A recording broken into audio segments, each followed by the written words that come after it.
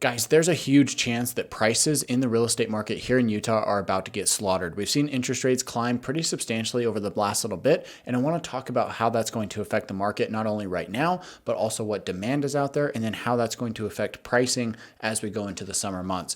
What's up, everybody? My name is Cody Steck, your favorite Utah realtor. I hope you enjoy these videos that we put out here on the channel. If you do, make sure to subscribe to the channel if you haven't already, and also make sure to reach out to me. My information is here on the screen. Please call, text, or email if you're looking to buy or sell real estate here anywhere in the state of Utah. My team and I service the entire state, and we'd love to help you along your journey. So with that being said, we're going to jump in my screen here and take a look at this. So 30-year mortgage rates have been climbing substantially over the last couple of weeks. We've got to jump over here to the 30-year fixed, and we'll take a look at this chart and also compare it to 15-year, 30-year FHA, jumbo, and the like, right? So this is showing the last year. You can see that rates have climbed substantially from this time last year. We were at 5%, climbed up to almost 6%, then back down to 5% in August, but then had a huge climb going into fall of 2022 before falling back down to the low 6% range here, and then hitting 7% in March, and then coming back down. So over the last, let's say 4, 5, 6 months, we've been sitting between 6 and 7%. We saw a huge spike up here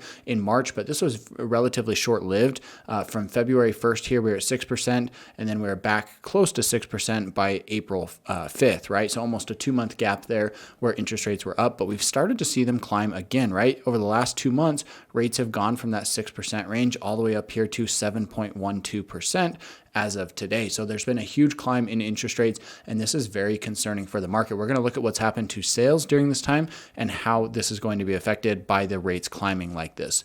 Let's take a look at the 15-year fixed as well, because we're seeing a very similar pattern here. Now, 15-year mortgages are generally at lower rates, but even then, we're still sitting at 6.5% on a 15-year mortgage right now, which is absolutely crazy just to see how high this is. If we actually come over here to the 15-year rate, was actually very, very low for many, many years, getting down to even almost 2% on some loans for the 15 years. So pretty crazy to see that. 30-year, we're going to see the same for the FHA loan. This is going to be almost in tandem with what we're seeing on the 30-year fixed. But again, these are slightly lower, but they do come with additional fees and restrictions. So an FHA loan is not always the best option despite having a lower interest rate. So something to kind of keep in mind there. Let's take a look at the 30-year jumbo, and then we'll jump over to looking at the market to see what's going on with that. So I want to go back here to the 1 year. This again also kind of follows that same pattern. We were hitting here at about 6.25 in November of last year, then came down to 5.5, back up to 6.5, and then now we're sitting at roughly 6.75 as of today. So interest rates have climbed pretty substantially, and you might be thinking, hey, why is the 30-year jumbo actually lower than the 30-year fixed? Well, that's because these loans, when they're a jumbo loan, are coming from private banks, right? They're coming from wholesale mortgage companies who are willing and able to offer a slightly lower interest rate than what you'd get from Fannie Mae or Freddie Mac, who are the government-backed mortgage lending companies, right? So these mortgage-backed lending companies are generally a little bit more cautious and conservative, and so they do have these higher interest rates here sitting at, like I said, just over 7% as of today. So pretty crazy to see that. One last thing, let's check out the VA. It's going to be very similar to these other ones, but again, we're sitting at roughly 6.75 as of today. So VA and the 30-year jumbo are actually very similar.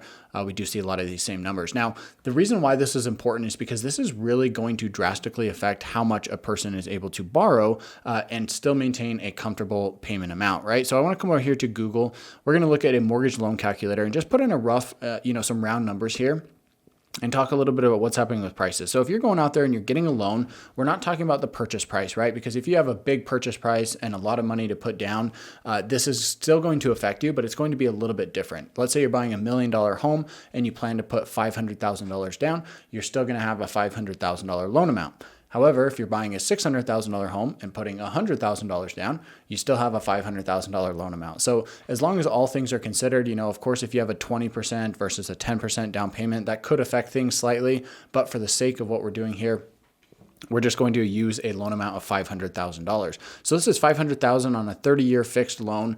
And you can see here at a 6% interest rate, this gives you a monthly payment for just the principal and interest at roughly $3,000. We're just a hair under $3,000 right here. Now, if we go ahead and change this interest rate to 7%, that bumps your payment up to $3,327, an extra $300 per month. Now, in order to keep that same $3,000 payment, you would actually have to drop your loan amount to $450,000. So as interest rates have climbed up, if you're trying to keep your payment around that $3,000 mark, you have now lost $50,000 in purchasing power because of these higher interest rates. This is drastically going to affect the market because now you've got people who were looking at, let's say, $600,000 because they had $100,000 to put down, but now rather than looking at $600,000, they might only be looking at $550 because with that $100,000 down, they have to be at a $450,000 loan amount in order to keep their payments around the $3,000 mark with a 7% interest rate. So this can,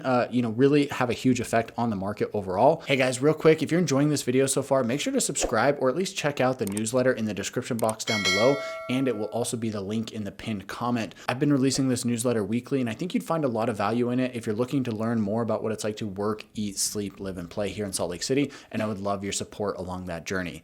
Now, I want to take a look at what's happening with sales here over the last couple of months. So we do have some seasonality. Generally speaking, we do see that sales will climb going into the spring months. If we go back here to March and April of 2022, we saw a huge climb from February at 3,000 sales, March at 4,000, and then we sat at 4,000 for the next couple of months, gradually climbing up through June before seeing a big drop off here in July. However, that is not happening this year. We did see a jump from February to March of about 800 sales, but then dropped off substantially to 2,918. So sales are down about 25% from where they were, and this correlates almost exactly with what's happening with interest rates. So there is some seasonality to adjust for, but if you look at the sales here in March and April, this is going to correlate with when interest rates were higher, right? Anybody who closed on a loan in April was actually locked in on that interest rate back in March. So if we go back here to March 1st, we were at 6.71%, climbed up almost to 7% before falling into the latter half of the month. But even at the end of March, we're still at 6.5%. So this is actually affecting sales that are happening here in April. And you can see here for May 2023, we have 2,400 recorded sales so far. Prices are showing that they're being resilient here. We're at 495,000 on the median sales price. And you can see that homes are selling on average or on a median basis for 99% of what they're listed for. So we're not seeing a ton of negotiation off those prices, again, just because there's demand in the market. But the important thing to keep in mind is what's happening with these sales here. We're only sitting at 2,400 sales. I'm filming this on Thursday, May 25th. We've got Friday, May 26th, and then Monday is Memorial Day, right? So there's not going to be any sales that really happen over the weekend or on Memorial Day. So we only have a couple days left for people to actually record these sales. I would not be surprised to see us end the month here, I don't know, somewhere between 2,600 and 2,800 sales for the month of May, which is going to be down substantially from where it was at last year, almost 35%, just off some quick math. So that's kind of what's happening with the interest rates and the market. I think that we could see prices actually get slaughtered if interest rates continue to stay high over the next couple of months because of what's going on with the U.S. government and the U.S. default on the the debt ceiling. If we continue to see that, I think there's a good chance we could actually see prices continue to fall even in the summer months where there's lots of demand because of these high interest rates. So if you enjoyed this video, make sure to reach out to me, call, text, or email anytime. I love hearing from you guys. I've had people from all across the world make a move here, and if you're thinking about doing the same or you have a home to sell, I'd love to be your go-to resource. My information's here on the screen. Please call, text, or email anytime. And with that said, I'll catch you in the next one.